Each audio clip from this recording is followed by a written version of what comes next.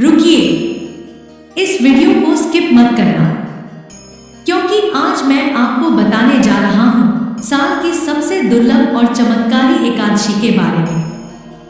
कहते हैं कि अधिक मास में आने वाली पद्मिनी एकादशी पर अगर सच्चे मन से भगवान विष्णु की पूजा की जाए तो बंद किस्मत भी खुल सकती है। और शास्त्रों में तो यहां तक लिखा है कि इस दिन किया गया व्रत सालों पुराने दुख, आर्थिक संकट और बाधाओं को भी दूर करने की शक्ति रखता है। लेकिन सावधान, इस व्रत में की गई एक छोटी गलती पुण्य को कम भी कर सकती है। तो आज की इस वीडियो में जानेंगे पद्मिनी एकादशी 2026 कब है, सही समय और पूजा विधि, रहस्यमय पौराणिक कथा, चमत्कारी उपाय और आखिर क्यों इस एकादशी को भगवान विष्णु की सबसे प्रिय एकादशियों में गिना जाता है। वीडियो अंत तक जरूर देखना, क्योंकि अंत में मैं बताऊंगा एक ऐसा गुप्त उपाय जिसे करने से मनोकामना पूरी होने की मान्यता है। पद्मिनी एकादशी 2026 कब है? साल 2026 में पद्मिनी एकादशी 27 मई 2026 बुधवार को मनाई जाएगी। यह एकादशी अधिक मास के शुक्ल पक्ष में आती है और इसे अत्यंत दुर्लभ तथा पुण्यदायी माना जाता है। एकादशी तिथि प्रारंभ 26 मई रात, एकादशी तिथि समाप्त 27 मई रात तक। व्रत और पूजा सूर्योदय के बाद शुभ मुहूर्त में करना श्रेष्ठ माना जाता है। पद्मिनी एकादशी इतनी खास क्यों है?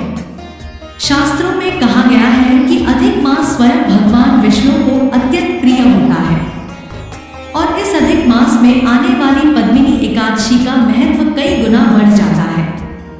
मान्यता है कि इस व्रत से दुर्भाग्य दूर होता है, धन और सुख में वृद्धि होती है, रुके हुए कार्य बनने लगते हैं और भगवान विष्णु की विशेष कृपा प्राप्त होती है। कहा जाता है कि इस दिन सच्चे मन से किया गया जाप और पूजा जल्दी फल देती है। पद्मिनी एकादशी की पौराणिक कथा। प्राचीन समय में एक महान और धर्मात्मा राजा थे, कृतवीर्य। उनके पास धन, वैभव और विशाल राज्य था, लेकिन उन्हें संतान सुख प्राप्त नहीं था। राजा और उनकी रानी वर्षों तक दुखी रहे। उन्होंने अनेक यज्ञ, दान और तप किए, लेकिन कोई फल नहीं मिला। एक दिन वे जंगल में तपस्या करने गए। वहां उनकी मुलाकात एक महान ऋषि से हुई। ऋषि ने कहा, हे राजन, अधिक मास की शुक्ल पक्ष की पद्मिनी एकादशी का व्रत करो, भगवान विष्णु प्रसन्न होंगे। राजा और रानी ने पूर्ण श्रद्धा से यह व्रत किया, पूरी रात जागरण किया, भगवान विष्णु के भजन गाए और मंत्र जाप किया। उनकी भक्ति से प्रसन्न होकर भगवान विष्णु प्रकट हुए। भगवान बोले, हे राजन, तुम्हारी मनोकामना पूर्ण होगी। कुछ समय बाद राजा को एक तेजस्वी पुत्र की प्राप्ति हुई। कहा जाता है कि वही पुत्र आगे चलकर महान पराक्रमी बना। तभी से पद्मिनी एकादशी को मनोकामना पूर्ण करने वाली एकादशी माना जाने लगा। पद्मिनी एकादशी पूजा विधि। सुबह ब्रह्मा मुहूर्त में उठे, स्नान करके साफ पीले या सफेद वस्त्र धारण करें। घर के मंदिर में भगवान विष्णु और माता लक्ष्मी की प्रतिमा स्थापित करें। अब भगवान को पीले फूल, तुलसी दल, फल, घी का दीपक अर्पित करें। इसके बाद यह मंत्र जाप करें, ओम नमो भगवते वासुदेवाय नमः। 108 बार मंत्र जाप करना अत्यंत शुभ माना जाता है। यदि संभव हो तो विष्णु सहस्रनाम का पाठ भी करें। पूरा दिन सात्विक रहें और भगवान विष्णु का ध्यान करें। रात में जागरण और भजन करना विशेष फलदायी माना जाता है। अगले दिन द्वादशी में गरीबों को दान देकर व्रत खोलें। पद्मिनी एकादशी के चमत्कारी उपाय। एक धन वृद्धि उपाय। विष्णु को पीली मिठाई और केसर अर्पित करें। मान्यता है इससे आर्थिक स्थिति मजबूत होती है। 2 मनोकामना पूर्ति उपाय। रात में तुलसी के पास घी का दीपक जलाकर 11 बार ओम नमो नारायणाय मंत्र बोले।